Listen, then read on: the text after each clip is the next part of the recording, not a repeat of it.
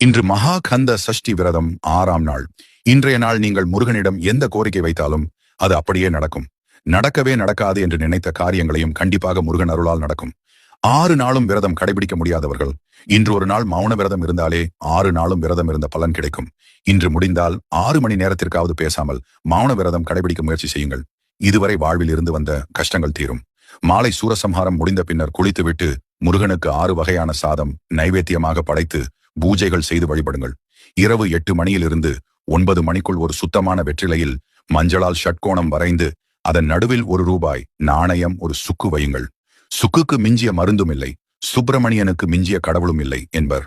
சுக்கை வைத்து நாம் கேட்கும் வரம் உடனே கிடைக்கும். பிறகு 6 முக்கோணத்திலும் ஒரு மிளகு வீதம் 6 மிளகு வைத்து மடித்து சிகப்பு நூலில் கட்டி முருகன் பாதத்தில் வைத்து உங்களுக்கு வேண்டியதை மனமுருகி கேளுங்கள்.